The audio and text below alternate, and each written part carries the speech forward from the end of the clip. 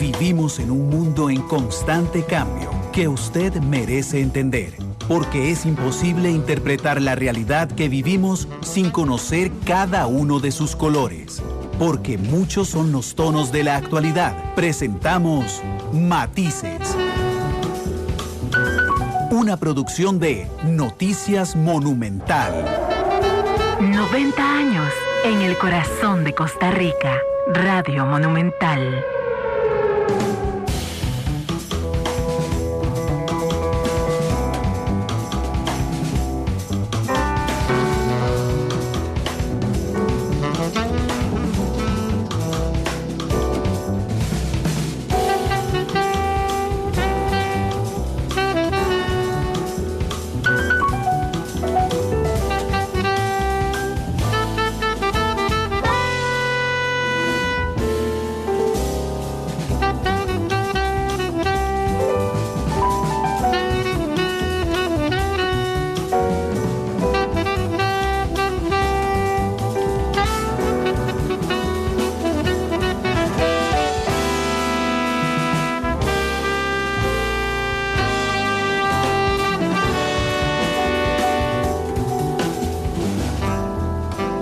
De la tarde con 8 minutos, ¿qué tal? Muy buenas tardes, bienvenidos a Matices, este programa de Radio Monumental, que es una producción del Departamento de Noticias, en el que analizamos los temas que son noticia en Costa Rica y en el mundo.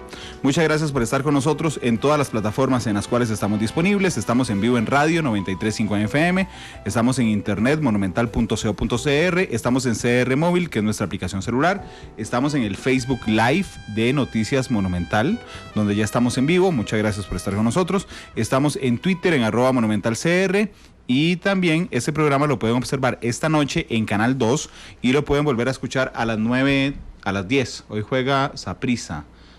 Hoy es el partido contra los bandidos. Los bandidos de Belmopán, no me refería a Saprissa. Saprissa contra los bandidos de Belmopán de Belice, hoy a las 8 de la noche, después de que se acabe ese partido. Entonces tenemos la retransmisión de Matices. Y les recuerdo que podemos estar estamos en podcast en todas las plataformas, en iTunes, en Spotify y en Google Podcast, para que usted nos escuche cuando quiera y donde quiera. Así es que usted tiene una infinidad de plataformas para compartir Matices, para escucharlo. Ya si no lo escuchas porque les caigo demasiado mal, pero si no, realmente lo pueden aprovechar. Y hoy vamos a aprender mucho y vamos a tomarnos una foto como país. Pero va a ser una foto como antes de Instagram. Es decir, cuando no usábamos filtros para nada, sino que nos mostrábamos así como éramos. Es probable que en la foto de hoy, se los adelanto, salgamos bastante despeinados, pero bueno, finalmente la foto con la que observamos cómo estamos como país. ¿Y por qué les estoy diciendo esto? Bueno, porque hoy vamos a hablar sobre la encuesta de Mujeres, Niñez y Adolescencia 2018. EMNA se llama por sus siglas. Y resulta que tiene unos resultados que la semana pasada lo anunciábamos en noticias, realmente llaman enormemente la atención y hablan de nosotros además muchísimo como país en esa fotografía. Así es que vamos a empezar a despeinarnos desde temprano. Don Freddy Araya es el coordinador de encuestas especiales del INEC. Freddy, lo de despeinarnos no era una alusión personal. Bienvenido a Matices. Prende el micrófono, por favor. ¿Cómo estás? Bienvenido. Gracias, Randall. Gracias por la invitación. Es un gusto estar acá siempre para poder comentar un poquito sobre los esfuerzos que se hacen para vislumbrar estos temas que usted bien lo mencionaba. Esta es una encuesta que se realizó el año pasado. Se entrevistaron 10.093 hogares a lo largo y ancho de todo el territorio nacional.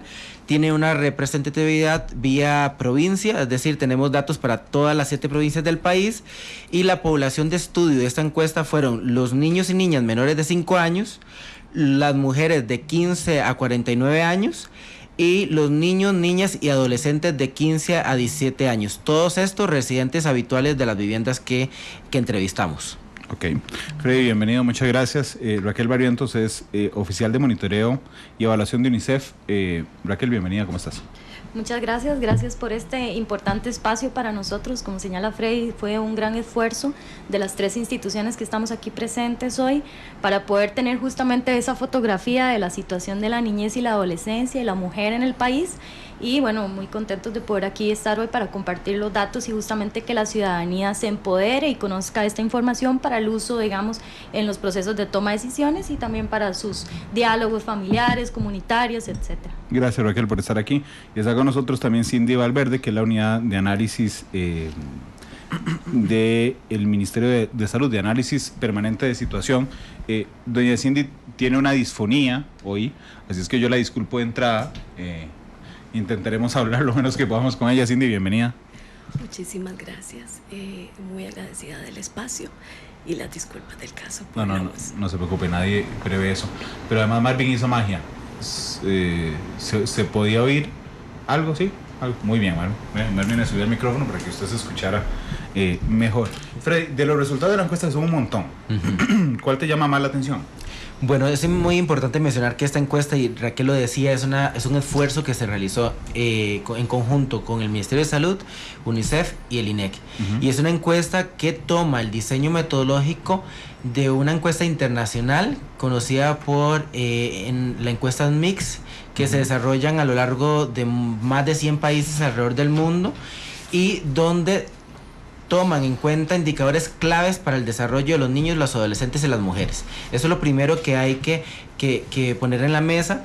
Estos indicadores son claves para las políticas públicas y establece, digamos, un marco conceptual y metodológico definido, pero deja al país en la oportunidad de agregar algunos temas que pueden servir para una panorámica de investigación más a profundidad. Y este fue el caso de incluir un módulo de violencia obstétrica donde solamente si sumamos las mujeres en labor de parto, tanto parto vaginal como en cesárea, de los últimos nacidos vivos en los últimos 2 años, el 58% mencionó que ha sido víctima de violencia obstétrica. Yo creo que esto es un módulo importante de señalar porque es novedoso en el país. Se analizó esta temática, y es que cuando le preguntábamos a las mujeres sobre algunos procedimientos durante el parto, el 35% mencionó que nunca se les consultó sobre aplicarles medicamentos o procedimientos, el 19% no le dieron explicaciones que entendiera, un 12% menciona que le gritaron o la regañaron, un 10% fue criticada, recibió comentarios despectivos o sobrenombres, el 9% no se le apoyó de forma adecuada, el 5% se le obligó a pujar sin ser necesario y un 2%, que es importante, dice ser agredida físicamente.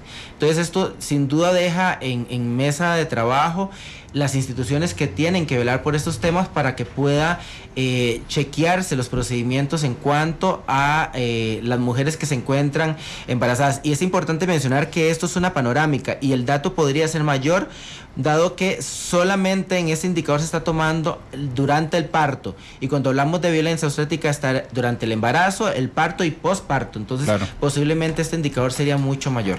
Freddy, ¿vos tenés tías? Sí. Raquel, ¿vos tenés tías? Sí, claro. ¿Sí? Es que el tema de violencia obstétrica a mí siempre me ha llamado mucho la atención, porque yo investigando para hacer la entrevista y leyendo los informes de ustedes y con la gente que he conversado, yo les decía que raro, a mí siempre, mi mamá, mis tías, mis abuelas, siempre usaban una frase muy común cuando se referían al momento de dar a luz, al parto, y me decían: ahí la mujer no vale nada. Eso era literalmente lo que me decían, ¿verdad? Entonces yo decía, ¿cómo? ¿Por qué no vale nada? Porque pasan estudiantes y todos nos hacen exámenes y entonces uno pasa por las manos de todos, una pasa por las manos de todos, no le preguntan a uno nada, uno es un chunche que lo mueven para un lado y para el otro, y puje y tome, y ya le pusimos esto que usted no sabía que era. Bueno, pero resulta que sí valen. Y entonces a mí me alegra que el país haya puesto la visión en un tema que cuando empezó a ponerse en agenda pública, entonces decía, o progres, ¿verdad? O chancletudos que se inventaron el tema de la violencia obstétrica, pero resulta que los datos nos muestran que, Raquel, efectivamente sí existe. Sí, claro, y es preocupante, bueno, y como usted dice, en realidad esto lo ha escuchado uno dentro de las familias, nosotros hemos escuchado que sí, que algunas veces, inclusive nuestras propias madres relatan el momento en el que tuvo, ¿verdad?, a nuestros hermanos o hasta uno mismo, ¿verdad?, y relatan sus experiencias. Ahora tenemos la evidencia, y la evidencia señala que es un porcentaje alto, y esto lo que quiere decir, violencia quiere decir que es una negación, digamos, a un derecho, al derecho de su privacidad, al derecho de como persona, como mujer en ese momento estar en una situación de vulnerabilidad, donde además está confiando su vida a un profesional en salud, ¿verdad? Entonces, éticamente, además también, ¿verdad? Estamos confiando esa situación a una persona y en ese momento entonces nos están hablando mal, nos están gritando, nos están haciendo sentir que no estamos en un contexto, digamos, adecuado. Entonces, ahí sí hay que tener mucho cuidado porque creo que ya es hora, digamos, de empezar a pasar, de revisar cuál es la gestión de la calidad de los servicios en términos de la parte humana. Hay que humanizarlo más, o sea, el servicio y la atención hay que humanizarla más. Entonces, sí creo que esto para el país es información nueva, relevante, y es importante que la consideremos y que los programas de atención prenatal inclusive y desde el momento desde la concepción empiecen a considerar esta situación, digamos, sobre todo los profesionales en salud, ¿verdad? Dice Alejandra González en Facebook Live: gracias a la violencia me quedé solo con el trauma que me dejó ir a parir. Y es cierto. De hecho, hoy cuando presenté que íbamos a tocar este tema del programa, alguien me dijo que cuando estaba dando a luz, no sé cuál funcionario, no sé si una enfermera, un asistente, un médico, le dijo: ¿de ahora de qué se queja? Bien que no disfrutó, en verdad. Solo el hecho, digamos, de hacerle sentir culpable un proceso que además es muy doloroso en la mayoría de las veces, que es justamente dar a luz. Por supuesto, desde salud es una situación que preocupa mucho. Una situación que, como dice Raquel, ahora contamos con la evidencia para decir hay que actuar sobre esto. La idea es trabajar con las autoridades de la caja, de la mano, para crear una serie de directrices que ojalá nos lleven a contar con una norma para hacer un abordaje adecuado de esta situación, porque sí es una situación a la que tenemos que ponerle mucha atención. Como todos mencionaban, todos tenemos historias que en algún momento a nivel personal alguien nos ha relatado, las historias de terror que creo que todos hemos escuchado, y es necesario ponerle atención a eso y hacer algo al respecto desde la institucionalidad. Cindy, esa frase es recurrente, ahí uno no vale nada. Digamos, yo creo que todas usan exactamente la misma frase, pero no se preocupen. Hoy yo vi una huelga de empleados de la caja, creo que están reclamando por la violencia obstétrica de los... No, por supuesto que no. Están reclamando por sus propios beneficios, pero es que, por supuesto que estaba siendo sarcástico. ¿Por qué? Porque a este tema, cuando uno lo toca con los profesionales en salud que trabajan en esas oficinas, lo que le dicen a uno es que no. No, resulta que no existe la violencia obstétrica en Costa Rica, y cuando ustedes van y lo miden, Freddy, resulta que sí, más de la mitad. Más de la mitad. Y lo curioso también de mencionar, o no curioso, sino que el dato ya empírico de esta encuesta nos da que da igual el nivel de riqueza de las personas. Igual se enfrenta en cualquier familia, ¿verdad? Sea que tenga poca riqueza o mucha riqueza. Pero sin duda... Perdón, independientemente del hospital, si es público o privado. También se da en ambos. En los datos es importante mencionar que para el sector privado, pues tenemos muy poquitos datos estadísticos, ¿verdad? Entonces las inferencias ahí hay que tener mucho cuidado, pero ya hay indicios de que sí, en cuanto, por ejemplo, en que no le indican los procedimientos o no le dan explicaciones que entienda, son mencionados por el sector privado, por esas mujeres que fueron atendidas en el sector privado. Pero lo que quería hacer inferencia es que aunque tengan riqueza, igual las mujeres sufren violencia, ¿verdad? Y eso es muy importante. Sí se da más en aquellas que justamente tienen un menor nivel de riqueza y que tienen menores niveles de escolaridad, que tienen menores niveles de ingreso, ¿verdad? Y que las ponen todavía en un mayor nivel de vulnerabilidad para con este tema. Porque se sienten menos empoderadas. Puede ser que el grado de educación hace que no tengan conocimiento de sus derechos, ¿verdad? Muchas veces, claro. Raquel lo mencionaba, estos son asuntos de los derechos de la mujer y del niño también, porque posparto, ¿verdad? El que le pongan al niño en el pecho también es parte del procedimiento médico y es importante para el monitoreo de indicadores que lleva en los niños y principalmente impulsa UNICEF a lo largo del mundo, ¿verdad? Este tema, por ejemplo, sí, está la riqueza que tiene justamente esta encuesta, que podemos analizar diferentes indicadores, y también entonces está el indicador del contacto piel con piel, ¿verdad? Inclusive la lactancia en las primeras horas, ¿verdad? Hay muchas mujeres mujeres que no dan lactancia en las primeras horas y no tienen ese contacto piel con piel, y podemos estarlo relacionando con este tema de que tal vez probablemente no se les asiste, no las asesoran, no las acompañan en este proceso, digamos, del posparto, ¿verdad? Entonces creemos que ahí es donde debemos de mejorar ese tema de la calidad. Incluso la salud de la criatura. Claro.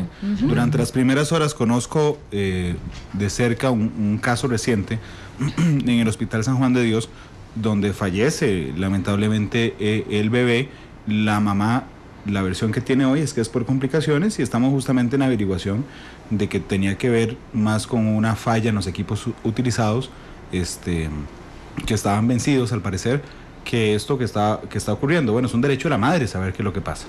Por supuesto, claro, es un derecho a la madre y es un derecho del niño también tener ese contacto en la primera hora con la madre.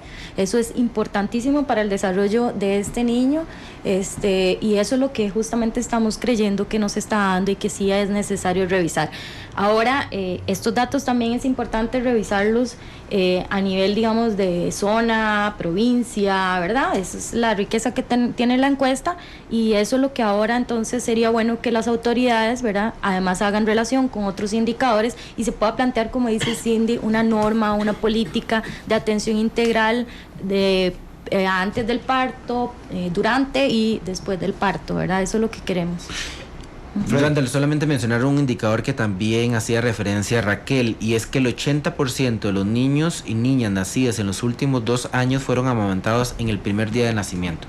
Es decir, hay el 80%, hay un 20% de estos que no está siendo amamantado en el primer día. Y esto también está pues relacionado en alguna manera, ¿verdad?, con lo que hemos mencionado.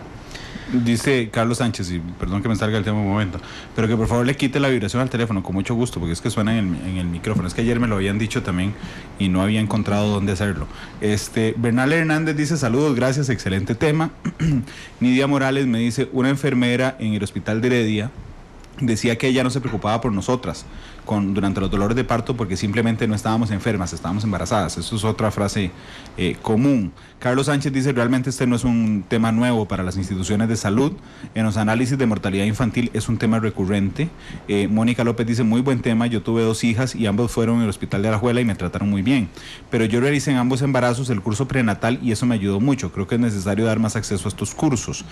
Alexander Alfaro dice: hola, claro que sí existe, la violencia prenatal se da y muy a menudo. Lo triste es que son personas que estudiaron una carrera dizque para salvar vidas. Qué tristeza con esas personas. En el Hospital México, dice Alejandra Padilla, siempre fueron muy respetuosos, considerados y empáticos, y mi parto fue hace ya 10 años. Karina Chavarría dice: qué mal este tema, un poquito de empatía en estos momentos para las mujeres. José Quesada dice que le pasó algo parecido a lo que yo relaté, de que le decían: ahora se queja. Le pasó algo, si yo hubiera estado ahí a la par no le hubieran dicho eso. Eso es muy lamentable, no solo que se lo digan, sino el hecho de que si estuviera a la par él no le hubieran dicho nada, porque eso es una diferencia que tiene que ver con género. Cindy, ¿qué hacemos? ¿Qué hacemos? Digamos, ya uno llega y se saca la foto, ¿verdad? Hoy tenemos la foto de la violencia obstétrica primero. Entonces uno sale súper despeinado. Insisto, es antes de Instagram, no puedes usar filtros, sos como sos. Y resulta que salís todo despeinado. ¿Qué haces para peinarte? Ya tenemos la foto, ahora ¿qué hacemos para peinarnos?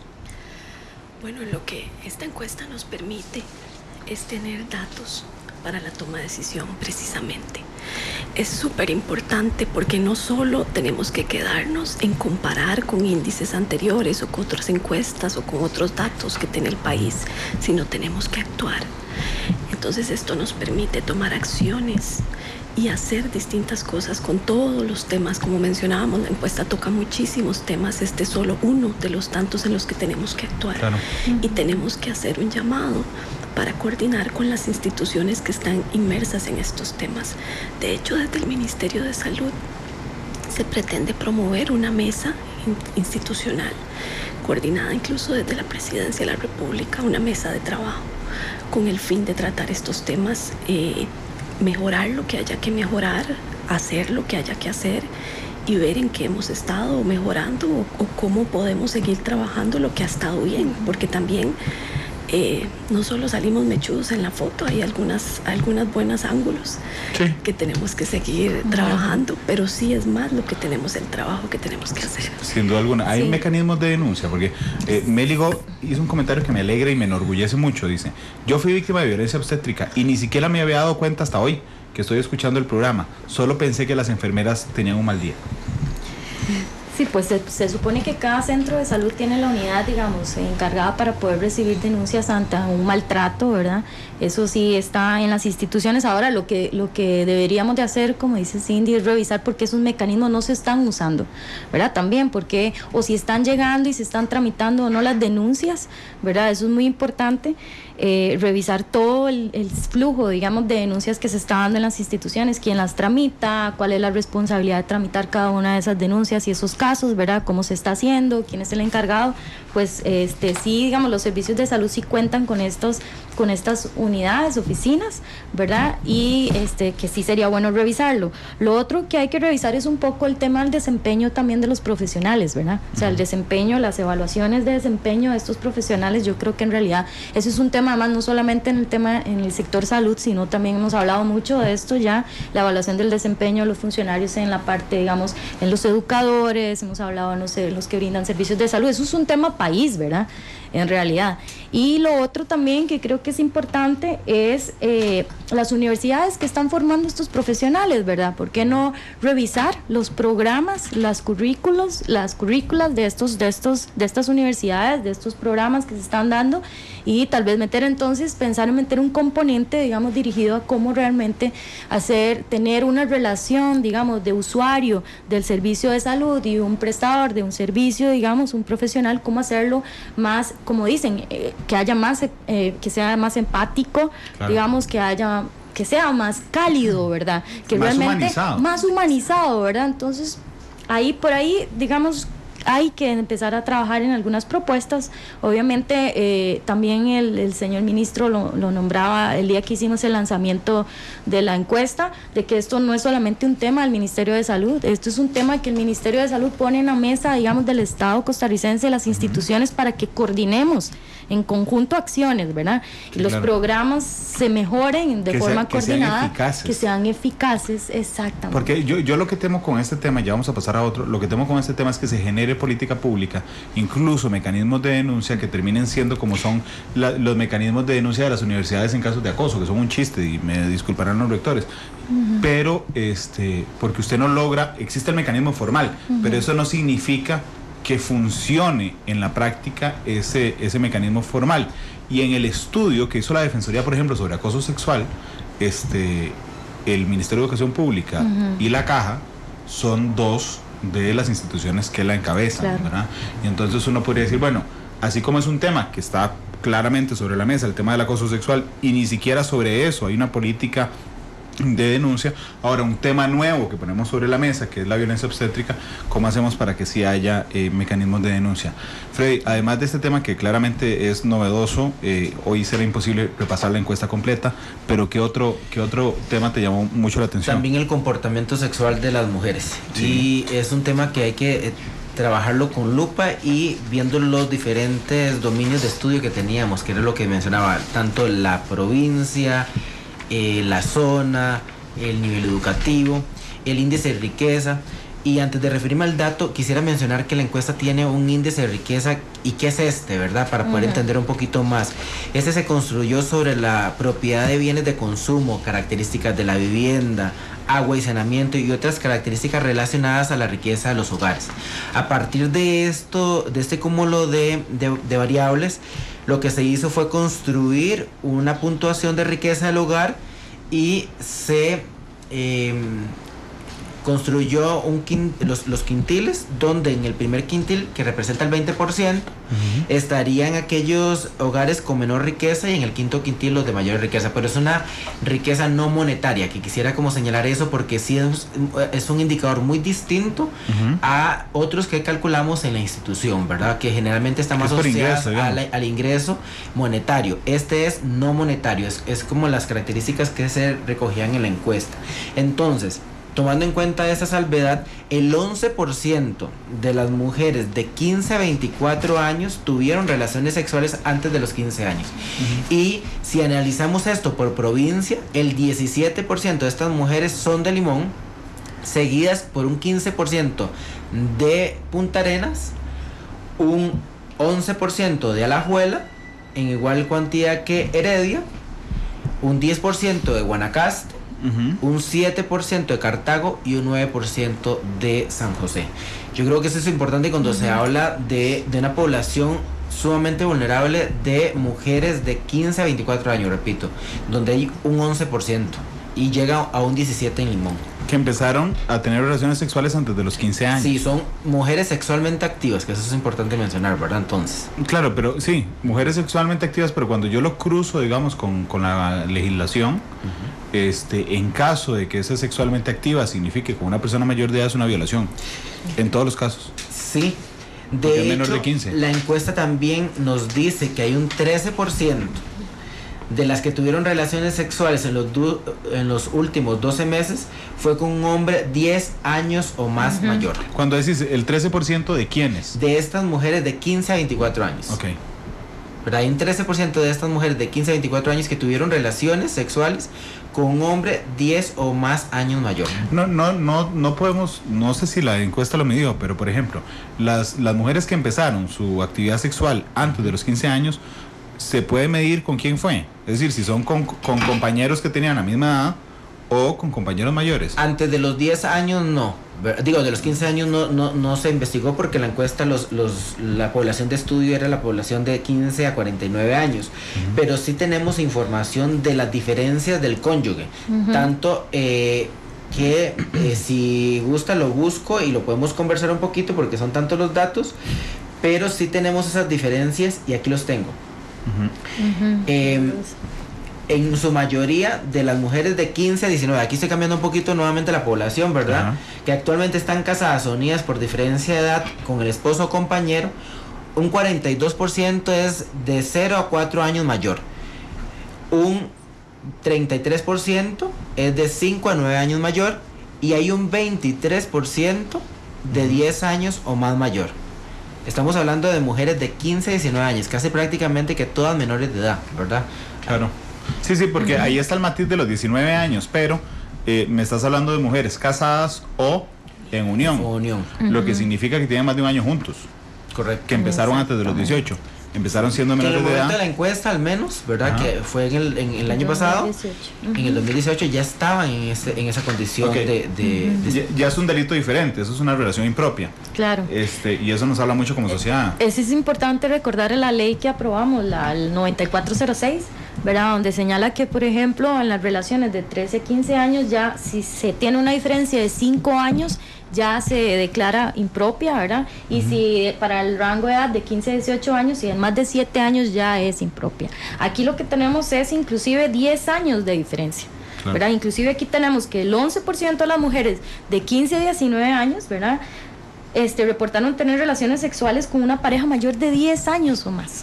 Entonces, este tema realmente está relacionado con un tema del comportamiento sexual. Además, no solamente eso de la relación impropia relacionada al comportamiento sexual temprano, ¿verdad? Que además se está ejecutando de una manera temprana, es también como, por ejemplo, esas mujeres de 15 a 19 años también en otro indicador, el 38% señalan que no usan algún método anticonceptivo.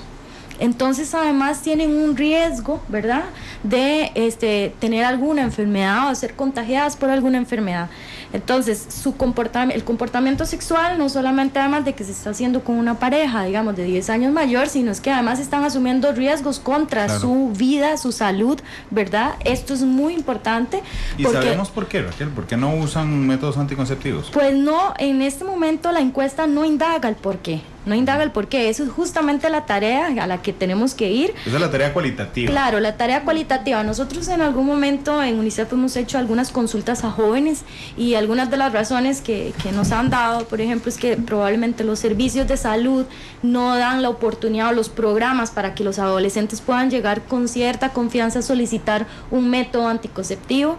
Entonces no está la apertura, existen los programas de atención al adolescente, pero es importante revisarlos, reactivarlos. La educación sexual también en los centros educativos es necesario revisarla, ¿verdad? Pero esto justamente lo que nos lleva es, ahora nos generan más hipótesis sobre las razones por las cuales deberíamos de estar buscando por qué existen estas situaciones y hacia dónde deberían de ir dirigidos los programas. Pero ahora sí, con pertinencia, como usted lo señalaba, ¿verdad? Tenemos que ser eficientes, eficaces y pertinentes. Tiene que haber pertinencia para la población adolescente, tiene que ser también pertinente, digamos, por zonas. Estamos diciendo que Limón se comporta diferente a San José y a Heredia y Cartago, entonces además la pertinencia de nuestros programas que van dirigidos a la atención de la población adolescente tienen que ser también contextualizados a los entornos culturales y sociales de estos chicos, ¿verdad? Y estas chicas. Entonces eso además nos lleva a retos más como país. De hecho, Freddy, te iba a pedir un favor, disculpa que te ponga a repetir, pero ¿me podrías repetir los datos por provincia? Sí, claro. De las mujeres de 15 a 24 años que iniciaron su vida sexual antes de los 15. Sí, un 17% de la son de la provincia de Limón, seguido por un 15% de la provincia de Punta Arenas, un 11% en igual cantidad para la provincia de Alajuela y Heredia, un 10% para Guanacaste, un 7% en Cartago, y un 9% en San José.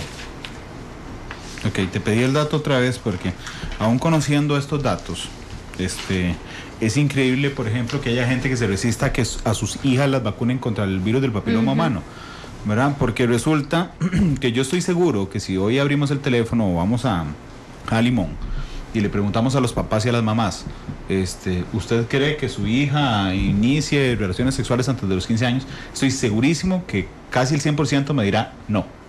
Pero resulta que hay dos de cada 10, hay 20% de esos papás que están equivocados, ¿verdad? Y entonces exponer a un riesgo así a una niña me parece impresionante cuando nosotros como buenos seres humanos lo que hacemos es que cuando las estadísticas no generan cierta sorpresa, como estas que nos podrían generar cierta sorpresa, entonces siempre pensamos que la estadística es del otro, ¿verdad?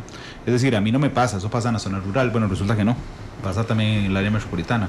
Y si usted está en el área rural dirá, no, eso pasa ya en la ciudad porque ahí todo es malo y hay un montón de exposición. Bueno, resulta que no, que todos estamos expuestos a esto, Cindy. Precisamente quería hacer referencia a ese tema de la vacuna. Esto nos refuerza la importancia de haber tomado esa acción como país.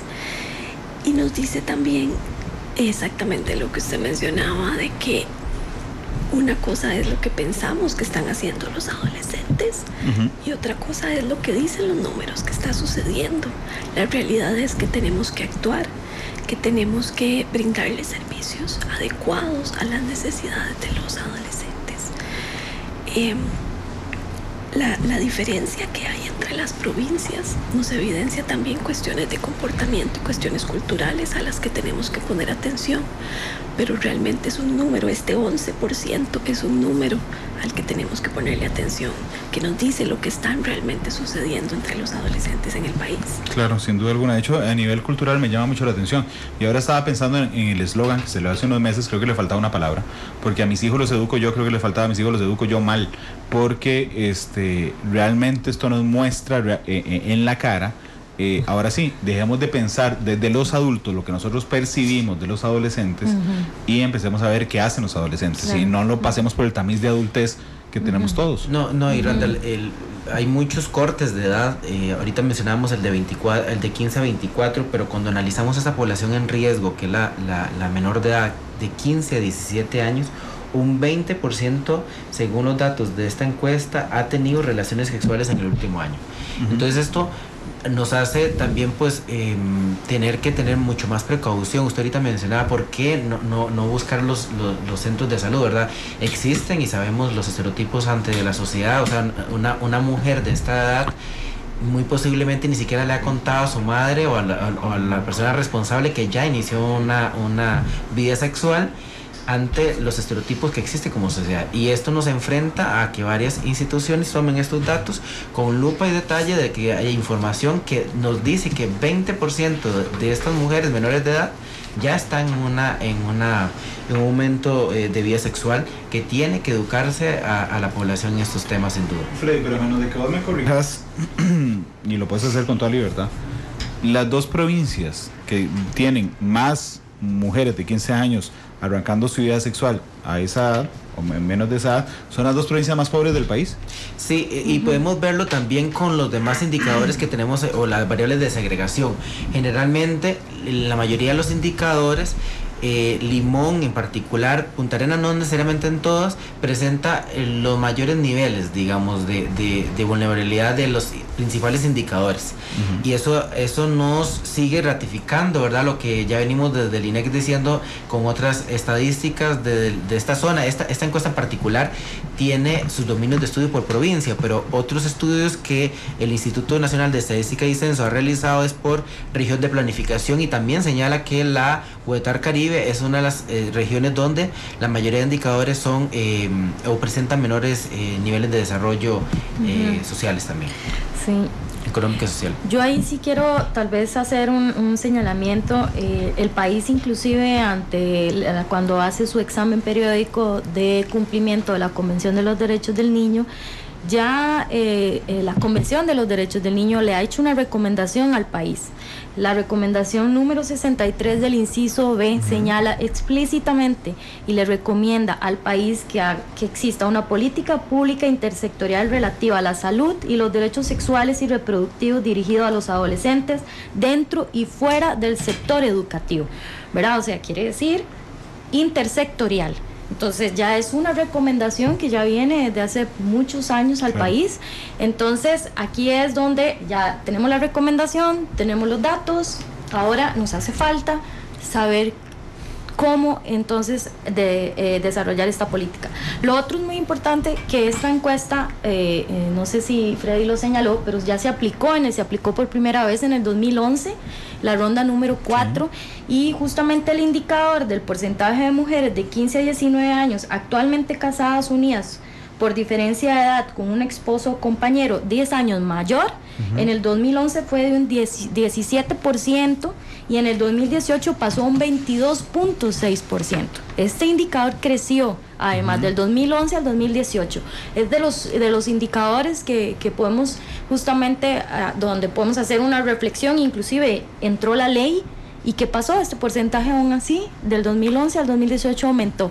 Entonces, aquí la reflexión también es, tenemos un marco jurídico muy amplio, tenemos ¿verdad? La ley, ¿qué es lo que está pasando? Entonces, ¿será que realmente los programas que están ligados al accionar de esta ley no son pertinentes, no tienen pertinencia, digamos, en cuanto a los programas para esos adolescentes, o no es pertinente culturalmente? Justamente ahí es donde tenemos que hacer una evaluación y revisión de nuestros programas y nuestras políticas. Pareciera que no.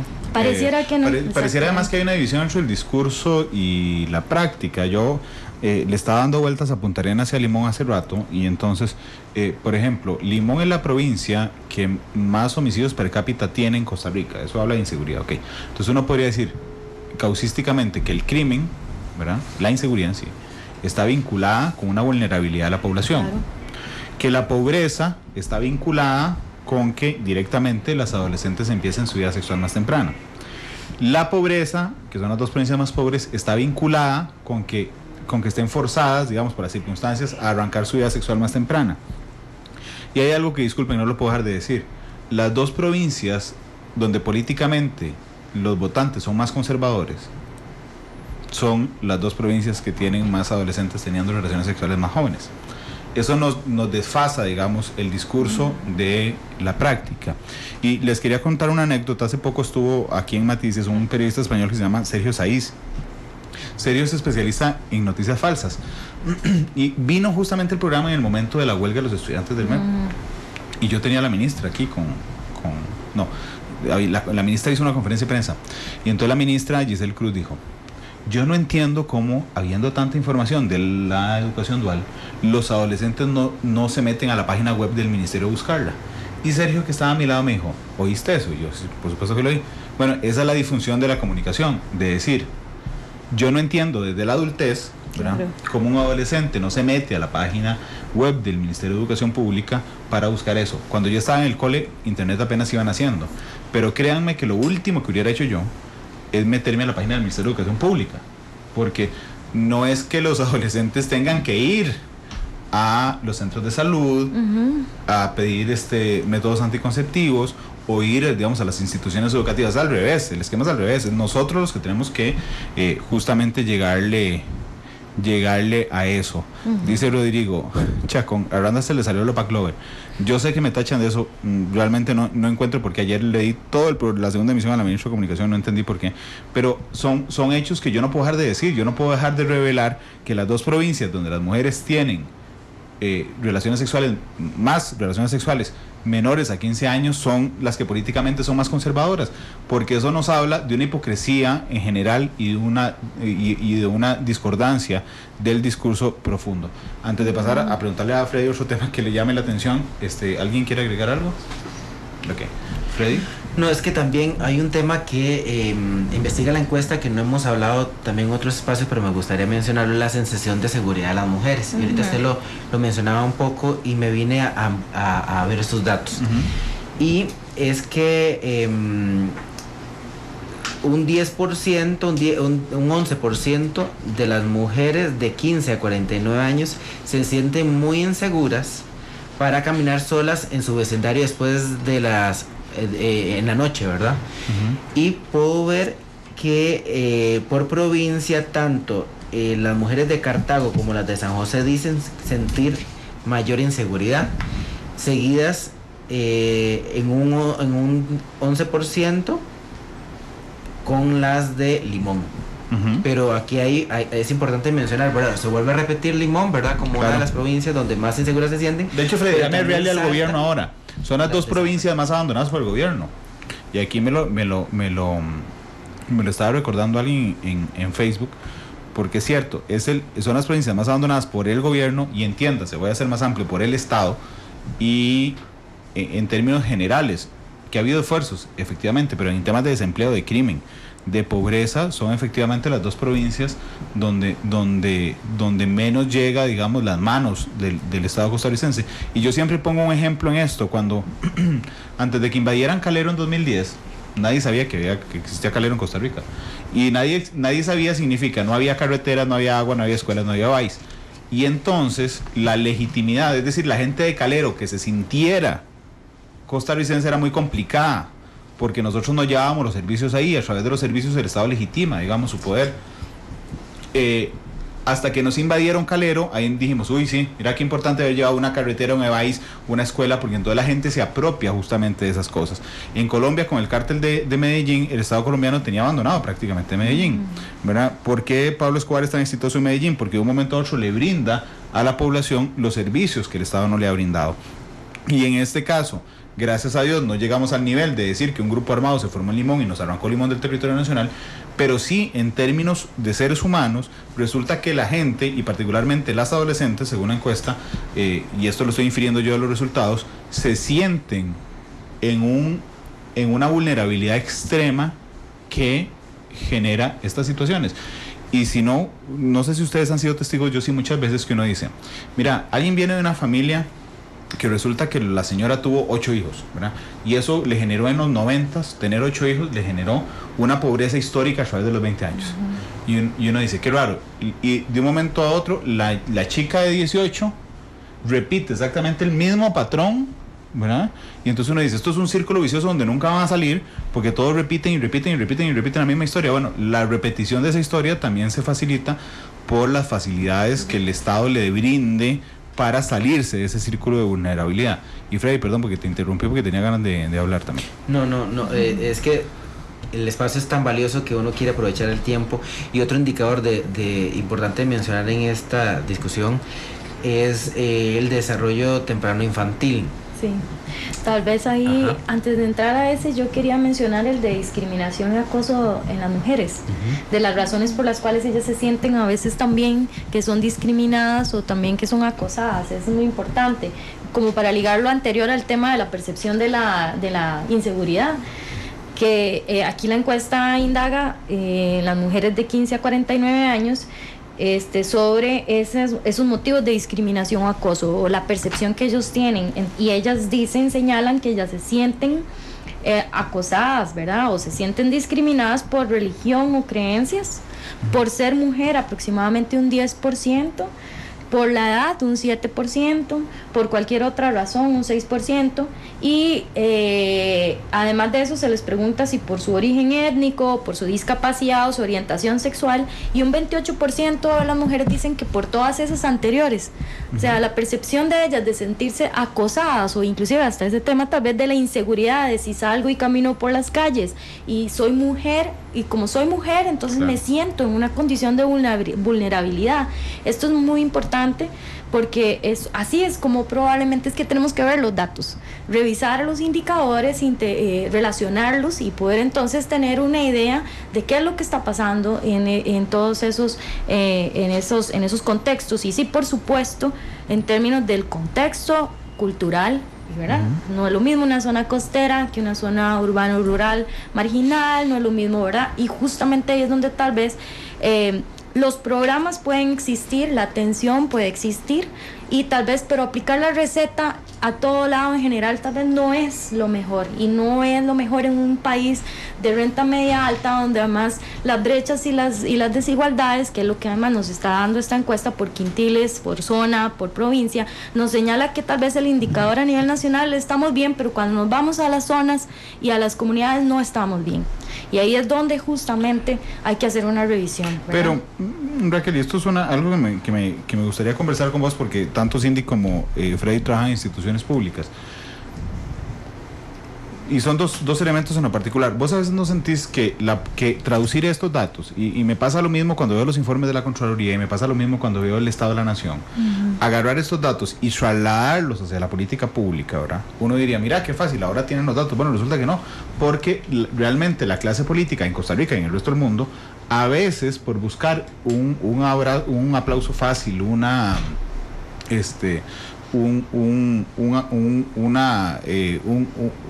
ovación de la gradería de Sol de inmediato, digamos, claro, no filtramos estos datos a la política pública, porque realmente debe ser muy desacertado estratégicamente ir a pararse a Guanacaste el 25 de julio, digamos, y decirle a la gente,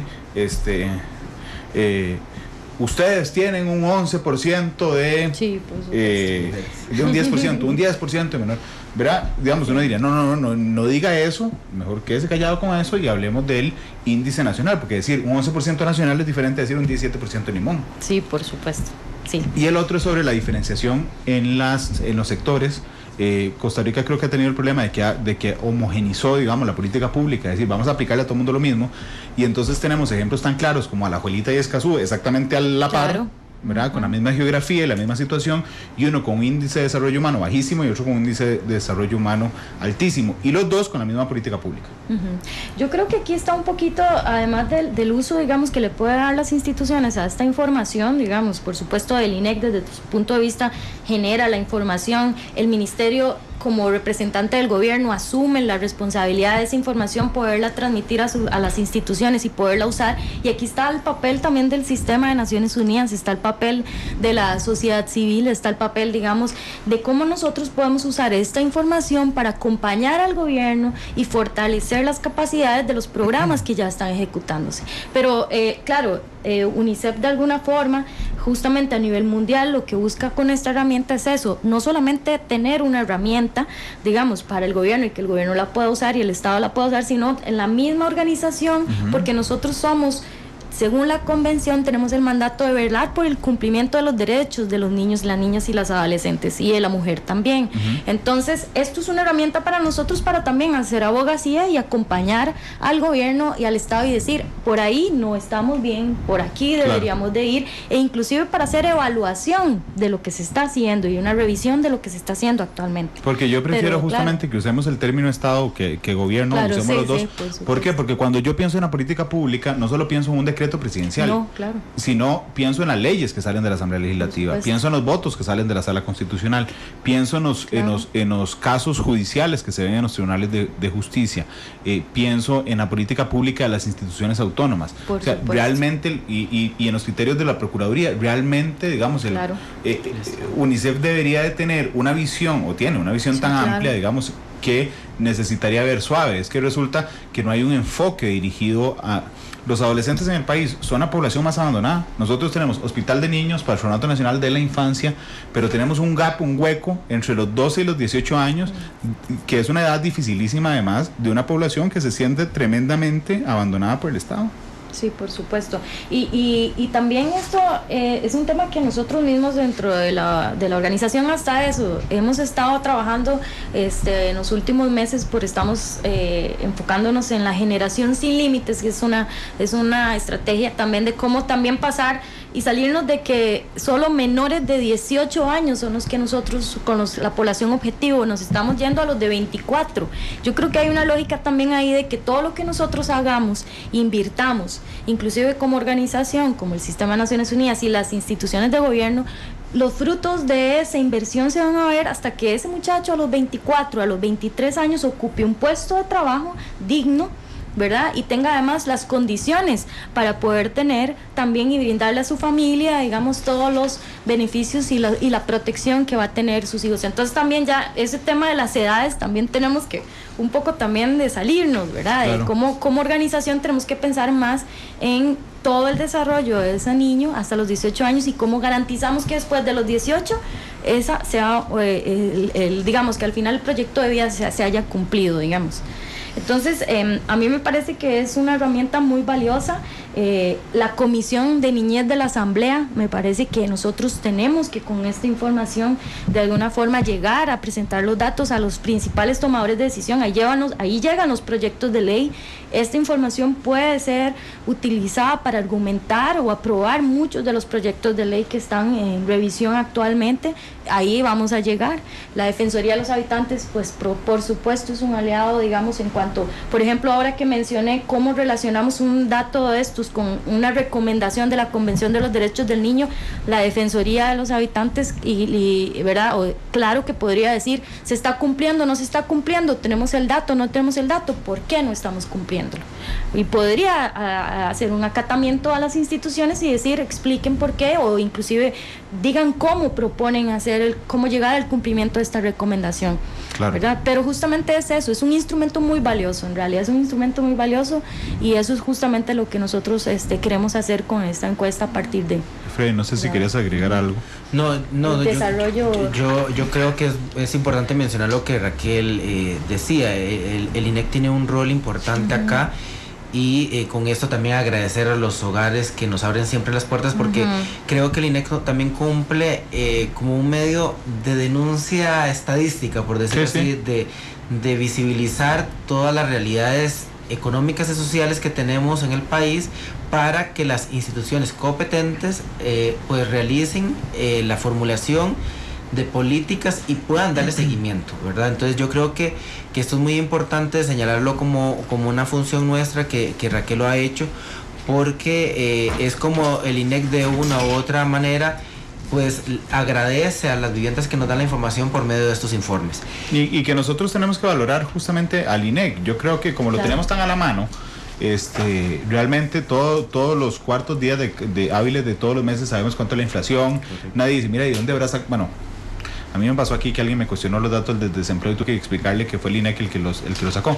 Pero digamos, nadie cuestiona, mira, el desempleo es tanto, nadie dice, eso es falso. No, todo el mundo opina con base en ese dato. El dato de la mortalidad infantil, el dato de la inflación, los datos sobre las costumbres sexuales de las personas, por ejemplo, el caso de los niños, niñas y adolescentes. ¿Y por qué les digo que nosotros deberíamos de apreciarlo? Hay dictaduras en el mundo, particularmente en América Latina. En Venezuela, el año pasado, echaron a la ministra de Salud porque le habían prohibido a la ministra de Salud dar los datos correctos sobre mortalidad infantil. A la señora se le salió un informe.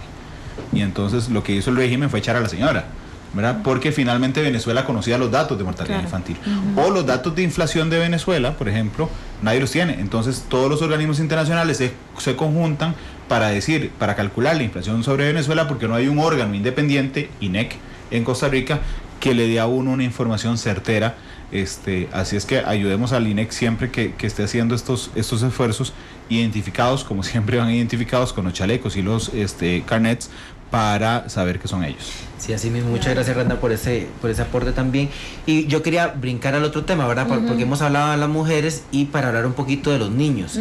Y es que de los niños y niñas de 2 a 4 años, el 76% participó en al menos 4 actividades con personas adultas del hogar durante los últimos 3 días que se aplicó la encuesta. Y esto es muy importante. ¿Y cuáles actividades son las que las personas adultas participan? Pues en leer libros, contar cuentos, cantar canciones, pasear fuera de la casa o dibujar. Estamos hablando que es esa participación de las personas adultas con los niños que es sumamente clave. Y cuando le preguntamos entonces a los padres, ¿verdad?, cuántas de estas actividades participan en estas 4 actividades, o al menos una de estas 4 actividades, el 23% son padres y el 62% son madres. Y cuando le preguntamos en promedio a los padres cuántas actividades participan, dice que 2 actividades, mientras que la madre 4 actividades. Entonces, aquí podemos ver una diferencia también por roles, ¿verdad? Pero más que eso, la participación de las madres es mucho más activa que los padres. Y eso es importante de mencionar, y que la encuesta lo denota, ¿verdad? Claro, pero aquí vamos a ver, podría enfocarlo desde 2 puntos de vista. No sé desde dónde prefieren o cuál podríamos compartir. Uno es de la diferencia de género papá-mamá, ¿verdad? De que la mamá comparte más actividades con sus hijos, pero la otra es desde el punto de vista adulto-niños. Es decir, decirle a un papá, pase tiempo con sus hijos, ¿verdad? Según lo que demuestran los datos, es decirle, ok, venga conmigo a hacer lo que yo hago. No al contrario, ¿verdad? O sea, es decir, yo podría decirle, bueno, voy a pasar tiempo con mis hijos, entonces véngase a la radio y entonces se sienta a la par mío mientras yo hago lo que yo tengo que hacer, cuando el orden es diferente. No sé, voy a poner un ejemplo muy burdo. Yo puedo decir, voy a pasar tiempo con mis hijos y sentarme a ver una película que yo quiero ver y que los obligo a ellos a verla conmigo, en lugar de sentarme a ver una película que ellos quieran ver, y entonces estoy compartiendo su tiempo conmigo. No, y es muy importante porque se le mencionaba sobre estas actividades que le decía específicamente, y esas actividades le mencionaba son parte de actividades internacionales, recomendaciones internacionales que se dan para el desarrollo de niñas y niños. Entonces, no es simplemente ir a ver la película o el programa preferido que tienen los padres y madres, sino en esas actividades que complementan las etapas de crecimiento de los niños y niñas de 2 a 4 años, que son estas que tenemos acá. Y se denotan las grandes diferencias entre padres y madres, ¿verdad? Pero sí mencionar que estas son actividades que están recomendadas para el desarrollo integral de los niños y niñas de este rango de edad. Sí, por supuesto. Desde UNICEF el tema del desarrollo temprano infantil y la parte, digamos, del crecimiento y las etapas de crecimiento del niño es muy importante el acompañamiento de los padres. Y señalo de los padres en general, estoy diciendo padre y madre, ¿verdad?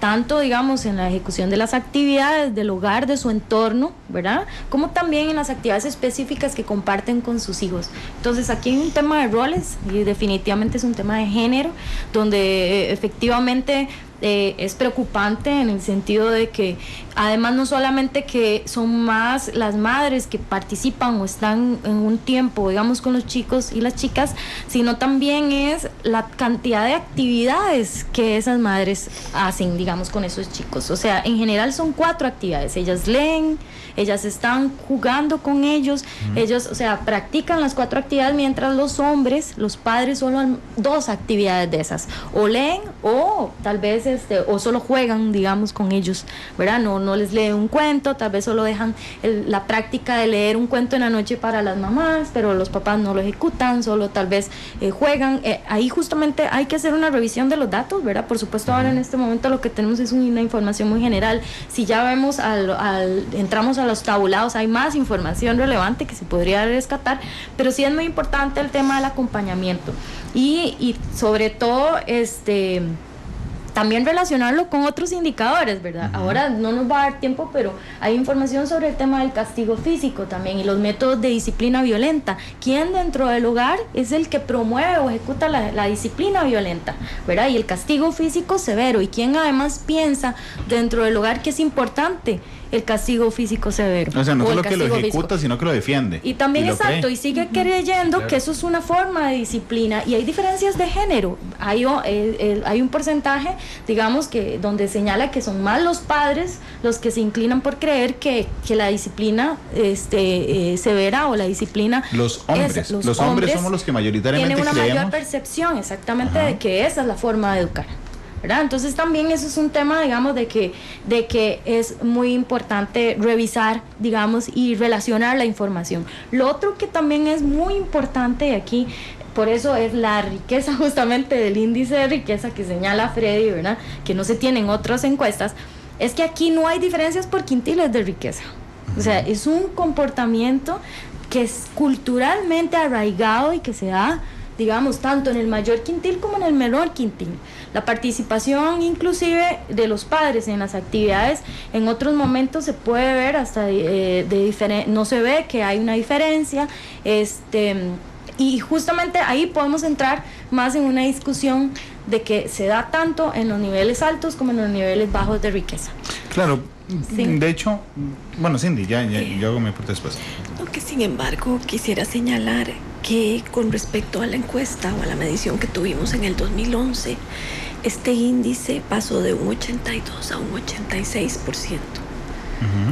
Entonces ahí sí estamos saliendo un poquito mejor en la foto. Ok, disminuimos por lo menos esa mechudez. Perdón, palabra me la acabo de se está refiriendo, al índice de desarrollo temprano infantil. Eso es muy, muy importante señalarlo, digamos, de que y ella hacía la comparación con el 2011. Este índice se compone de varios componentes o ámbitos. El primero, que es el aprendizaje, que mide el aprendizaje en los niños, en este caso son para los niños de 3 a 4 años, es de un 99%. Luego el ámbito físico, que nos dio, de acuerdo a la encuesta, un 98%, el social emocional con un 84% y el de alfabetización, conocimientos numéricos, con un 26%. Ahí es donde está el ámbito de oportunidad, ¿verdad?, para que el país pueda realmente tener un índice de desarrollo temprano infantil mucho más elevado, ¿verdad?, que nuestros indicadores sean mejor. A eso es que se refería, porque Raquel quisiera señalar, porque hizo también una acotación al índice de riqueza, ¿verdad? Que ella mencionaba de que en cuanto a disciplina infantil, que también quería enfocarme un poquito y hablarlo mucho más con claridad, un 49% de los niños y niñas de 1 a 14 años han experimentado cualquier método violento en el último mes, ya sea agresión física, psicológica, por las personas cuidadoras. En el último mes de aplicado de la encuesta, ¿verdad? Sí, por supuesto, pero... Sí, claro. El 49%. Entonces... la mitad. Y Raquel nos mencionaba que por índice de riqueza pues se presenta en todos los quintiles, ¿verdad? No, da igual si tengo mucha riqueza o poca riqueza, implemento o estos chicos experimentan un método de disciplina violento.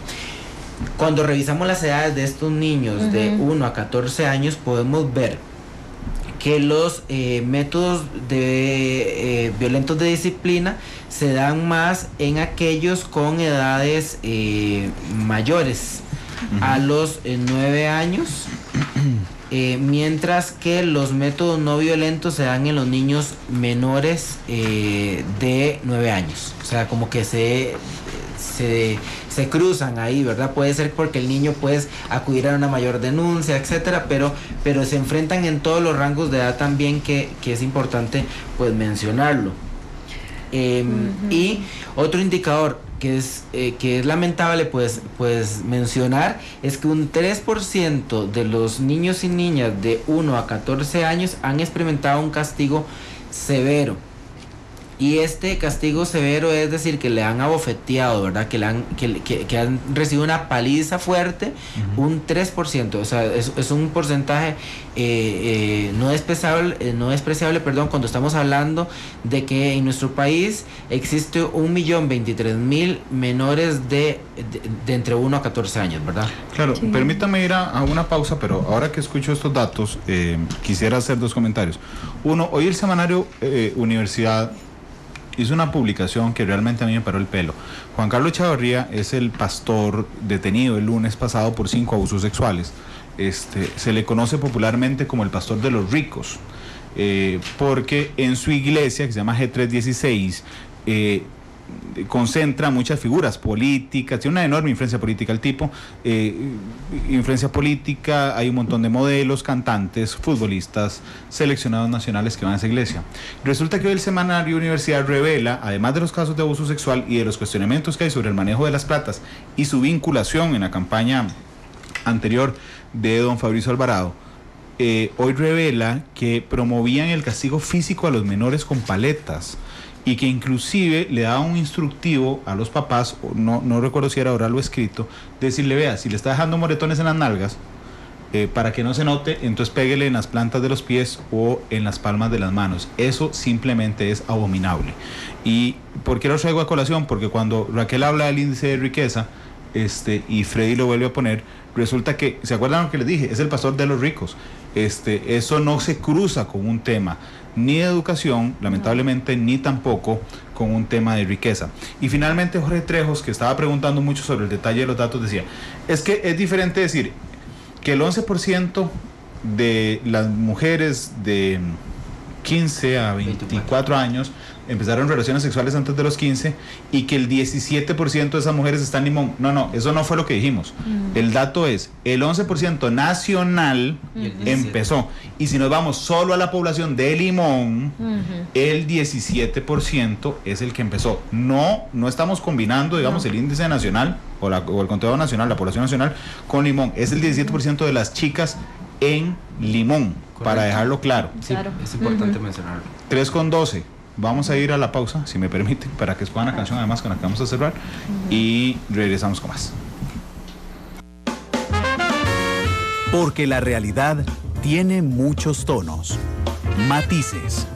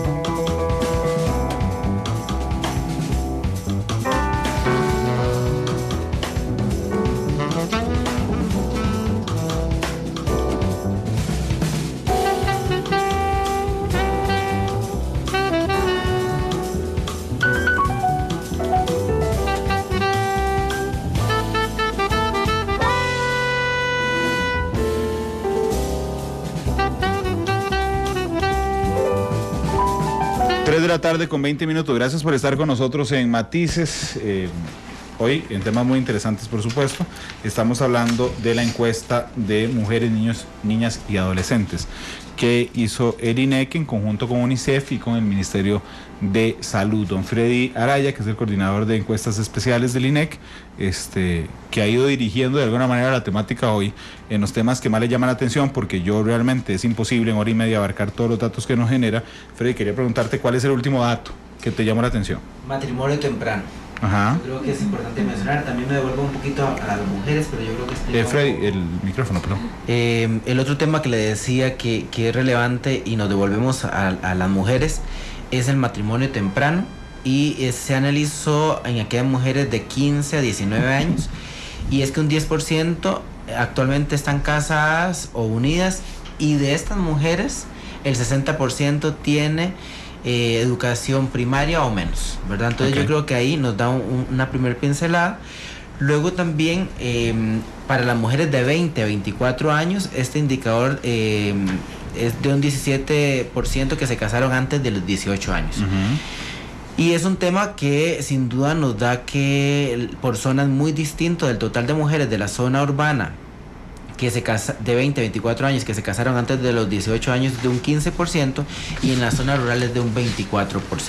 Yo creo que ahí nos denota de que hay unas grandes diferencias entre zona urbana y zona rural, y cuando analizamos el matrimonio temprano en mujeres de 20 a 24 años que se casaron nuevamente, como lo decía, antes de los 18 años por nivel educativo, podemos ver que todo denota que entre menor nivel de educación, mayor es la proporción de mujeres en esta edad que están uniéndose antes de esta edad, y por nivel de riqueza también, eso sí lo demuestra completamente. Ahí sí la pobreza tiene que ver. Sí, no quisiera como mencionar pobreza, porque recuerde que la pobreza la calculamos monetaria.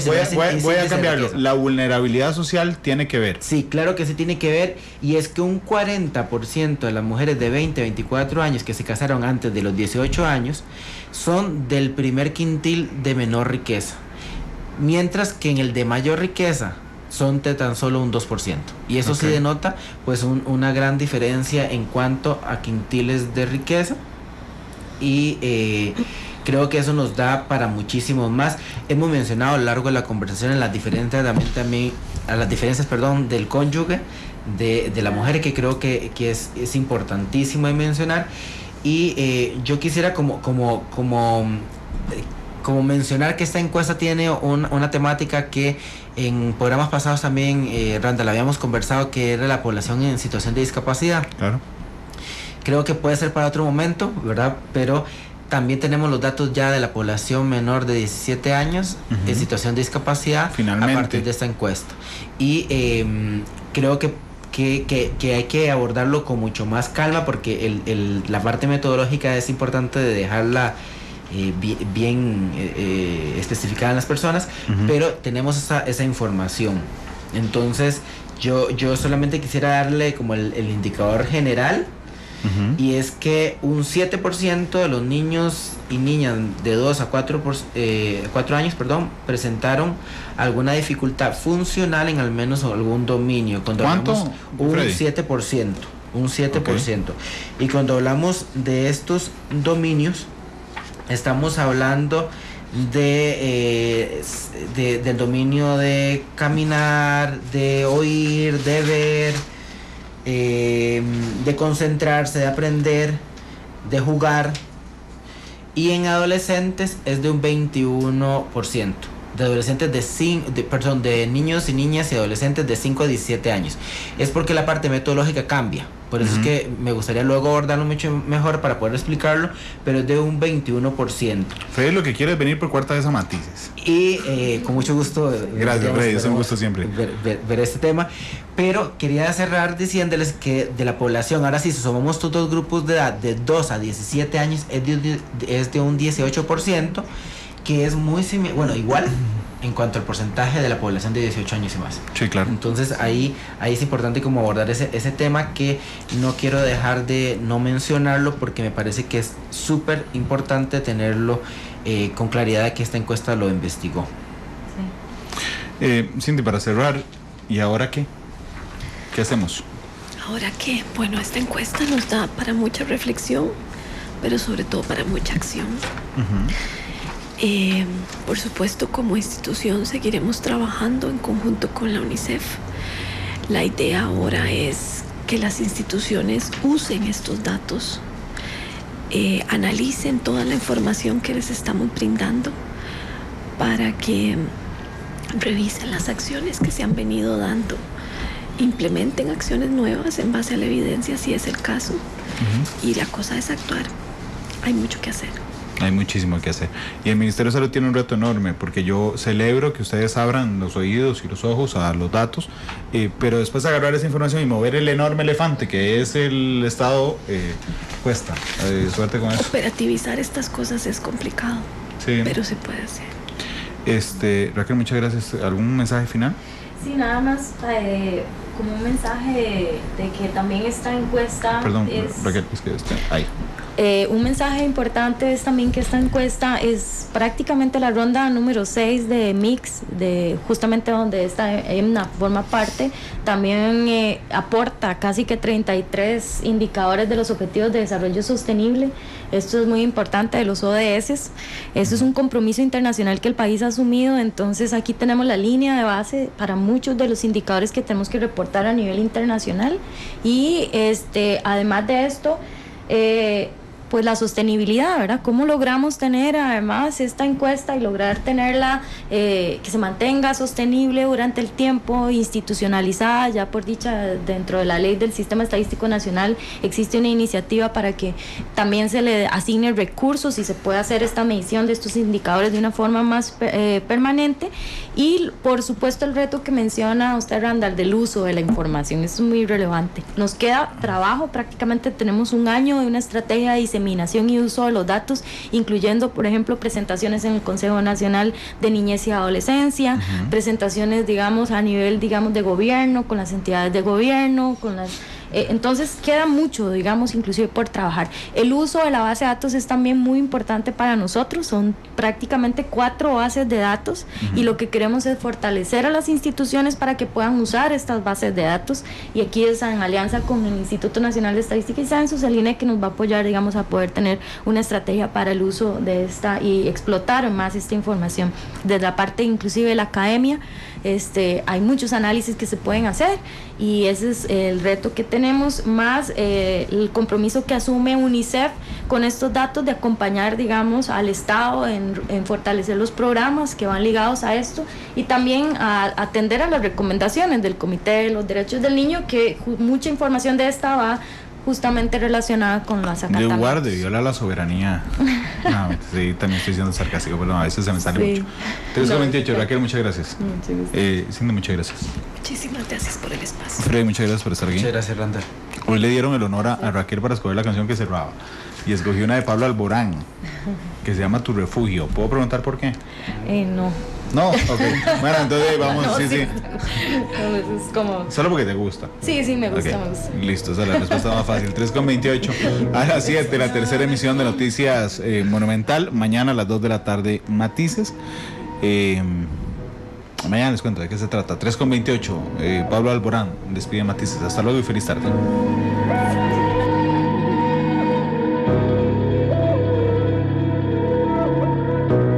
No hay nada mejor que desearte.